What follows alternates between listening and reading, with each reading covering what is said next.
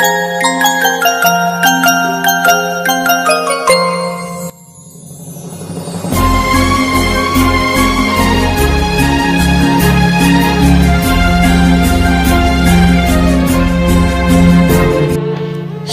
আসতে আর দেরি নেই। এর মধ্যে কেটে গেছে 8টি মাস। এই 8 মাসে ঘটে গেছে অনেক কিছু। রাজকুমার হারমিওনকে যে দায়িত্ব দিয়েছিল সেটা সে খুব ভালোভাবে পালন করেছে। জীবনে সে অনেক কিছু শিখেছে। জীবনের প্রতিটা মোড়ে মোড়ে এক একটি অধ্যায় শুরু হয়। তাই জীবনের পাঠ শেখা কখনোই শেষ হয় না। হারমিওনও তাই শিখে চলেছে। আজ এই 8 মাস ধরে হারমিওনের চোখ দুখানি রাজকুমারকে দেখেনি। রাজামশাই শয্যাশায়ী হয়েছেন। যে কোনো মুহূর্তে গোটা কোরিয়া অভিভাবকহীন হয়ে পড়বে। এই মুহূর্তে রাজকুমারের উপস্থিতি একান্ত কাম্য। কিন্তু তিনি কোথায় কেউ জানে না। এই 8 মাস রাজকুমার নিখোঁজ। এই খবরটা অবশ্যই রাজ্যবাসীকে জানানো হয়নি। জানালে আরও এক ঝামেলা বেঁধে যাবে। দেশের রাজা অসুস্থ, অন্যদিকে একমাত্র ওয়ারিস নিখোঁজ। খবরটা আর কতদিন ধামাচাপা দিয়ে রাখা যাবে? একদিন তো সবাই জানবে। সে সময় পরিস্থিতি কি হবে ভাবলেই গায়ে কাঁটা দেয়। এর জন্য হারমিওন মনে মনে নিজেকে দায়ী করে। সে রোজ দোয়া করে রাজকুমার যেখানেই থাকুক তিনি যেন ফিরে আসে। কিন্তু মাসের পর মাস পেরিয়ে যাচ্ছে, রাজকুমারের দেখা নেই। সেই দিন রাজপ্রাসাদ থেকে কাঁদতে কাঁদতে বাড়ি ফিরে এসে সেই যে হারমিওন ঘরে দরজা লাগিয়েছিল, এত ডাকাডাকির পর 2 দিন বাদে দরজা খুলে সে ঘর থেকে বেরিয়েছিল। সোকজিন তাকে এ ব্যাপারে কোনো প্রশ্নই করেনি। তার বোন যদি কখনো তাকে নিজে থেকে বলে তখনই সে শুনবে। সে তার বোনকে নিয়ে আবার আগের মতো দিন কাটাতে শুরু করেছে। সে এখন আগের থেকেও বেশি পরিমাণে বোনের যত্ন নেওয়া শুরু করেছে। এই 2 দিন কাজের চাপে রাজকুমারও হারমিওনের কোনো খোঁজ নিতে পারেনি। হারমিওন ভেবেছে রাজকুমার তাকে সত্যি ভুলে গেছে। হায় রে পুরুষ মানুষ, পাথর দিয়ে গড়া তাদের হৃদয়। কিন্তু রাজকুমারের হৃদয় তো এমন ছিল না। তিনি তো পৃথিবীর সবচেয়ে সুন্দর হৃদয়ের অধিকারী ছিলেন। কেন এমন হলো? 2 দিন বাদে একটু সময় পেয়ে রাজকুমার রাজামশাইয়ের কাছে তার এবং হারমিওনের ব্যাপারে কথা বলতে গেল। ডিটেকটিভ ভি সবচেয়ে বাহাদুর ব্যক্তি, সবচেয়ে সাহসী, কোরিয়ার ভবিষ্যৎ শাসক, সেও আজ বাবার সামনে যেয়ে নিজের ভালোবাসার কথা জানাতে ভয় পাচ্ছে। অনেক সাহস করে সে বলেই ফেলল সে কেবল হারমিওনকেই চায়। রাজামশাই গম্ভীর হয়ে তার কথা শুনলেন। তারপর ভ্রু কুঁচকে চুপচাপ বসে রইলেন। তারপর উঠে পায়াচারি শুরু করলেন। মুখে কোনো কথা নেই। তিনি একবার এ মাথা থেকে ও মাথা, একবার ও মাথা থেকে এ মাথা যাচ্ছেন। রাজকুমারের বুক ঢিপ ঢিপ করতে থাকলো। তার গলা শুকিয়ে যাচ্ছে। না জানি এরপর তিনি কি বলবেন। কিছু সময় পর হাঁটা থামিয়ে আবার এসে বসে পড়লেন রাজামশাই। বললেন, তুমি কি ভেবে বলছো কথাটা? জি, আমি অনেক চিন্তা ভাবনা করেই বলছি। এখন যাও, আমার উত্তরের জন্য অপেক্ষা করো। আমি এখনই কিছু বলতে পারছি না। আমার অনেক ভাবনা চিন্তার প্রয়োজন। রাজকুমার শূন্য হৃদয়ে ফিরে এলো। বাবা মশাই নিশ্চয়ই না করে দেবেন। এতটুকু আশার আলো সে দেখতে পাচ্ছে না।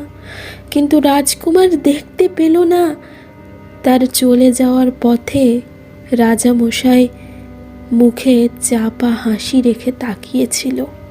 রাজকুমারের হৃদয় জ্বলছে, হারমিয়নকে হারিয়ে ফেলার ভয়ে জ্বলছে। সে হারমিয়নের কাছে খবর পাঠালো হান নদীর পাড়ে রাজকুমার তার জন্য অপেক্ষা করছে। সে যেন দ্রুত সেখানে চলে আসে। রাজকুমার তাকে গুরুত্বপূর্ণ কিছু কথা বলতে চায়। খবরটা শুনে হারমিয়ন মনে মনে ভাবল, বাহ রাজকুমার, এত তাড়াতাড়ি আপনি এ বিষয়ে কথা বলবেন আমি ভাবতেও পারিনি। আপনার গুরুত্বপূর্ণ কথাটি আসলে কি তা আমি ভালো করেই জানি। এত সুন্দর করে ডেকে নিয়ে যেয়ে আপনার বিয়ের খবরটা বলবেন, কিভাবে আমার হৃদয়টা ছিন্ন ভিন্ন হয়ে ছারখার হয়ে যায় সেটা নিজের চোখে দেখতে চান, তাই না? এটাই তো আপনি চান যে আমি কষ্ট পাই, আমার কষ্ট আপনাকে তৃপ্তি দেয়। আমি যাব না, নিজের কষ্ট আমি হতে দেব না। সবার আগে আমি নিজেকে ভালোবাসি। যা হওয়ার হয়ে গেছে, আর নয়, আমি কখনো যাব না। রাজকুমার নদীর পাড়ে বসে অনেক সময় অপেক্ষা করল। নদীর জলে ছোট ছোট ঢেউ দেখতে দেখতে সে গভীর চিন্তায় মগ্ন হয়ে গিয়েছিল। হুঁশ ফিরতে খেয়াল করলো রোদের তেজ আর ততটা নেই। বসে থাকতে থাকতে কতটা সময় পেরিয়ে গিয়েছে। দুপুর গড়িয়েছে, বিকেল গড়িয়ে সন্ধ্যা হতে চলল। হারমিয়ন এখনো এলো না কেন? রাজকুমারের ভয় হলো কোনো অঘটন ঘটেনি তো। কোনো কিছু না ভেবে সে হারমিয়নের বাড়ির পথ ধরল। পথে হঠাৎ একজন এসে বলল, ডিটেকটিভ ভি, আপনাকে এভাবে পেয়ে যাব ভাবতে পারিনি। সর্বনাশ হয়ে গেছে, আপনি বাঁচান। আমার ছেলেকে কাল থেকে খুঁজে পাচ্ছি না। আপনি তো সব পারেন, পারবেন না আমার ছেলেকে খুঁজে দিতে? কথাটা শুনে রাজকুমার চমকে উঠল। হচ্ছেটা কি এ রাজ্যে? এমন করে বাচ্চা উধাও হয়ে যাচ্ছে, এর পেছনে কি রহস্য লুকিয়ে আছে? সন্তান যে হারিয়েছে তার কষ্ট কেউ বুঝবে না। তবুও ডিটেকটিভ ভি তাকে সান্ত্বনা দিয়ে বলল, কাল সকালে সে যেন হারমিয়নের সঙ্গে যেয়ে এ ব্যাপারে কথা বলে। এই ঘটনাটা নিয়ে হারমিয়নই তদন্ত করছে। এখন থেকে তার অবর্তমানে হারমিয়নই ডিটেকটিভ ভি।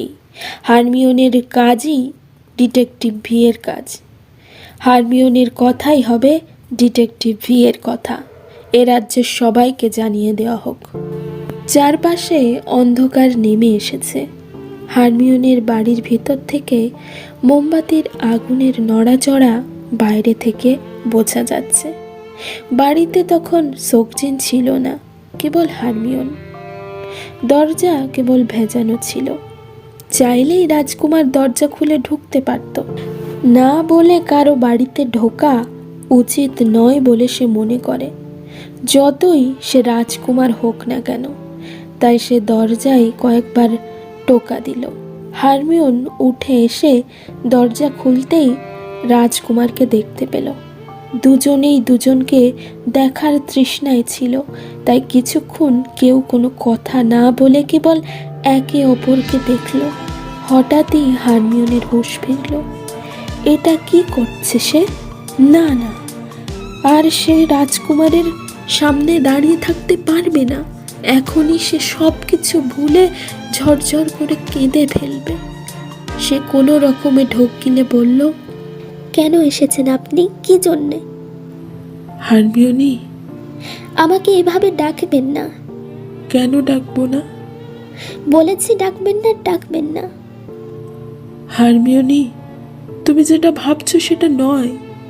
কি নয়? হ্যাঁ, কি নয়? হারমিয়নের গলা ধরে আসছে। সে আর কথা বলতে পারছে না। হারমিয়নি, আমার হারমিয়নি, তোমাকে এতদিন যে কথাটা বলতে চেয়েছি সেটা আমি আজ বলতে চাই। যখন থেকে আমি তোমাকে দেখেছি সেই মুহূর্ত থেকে।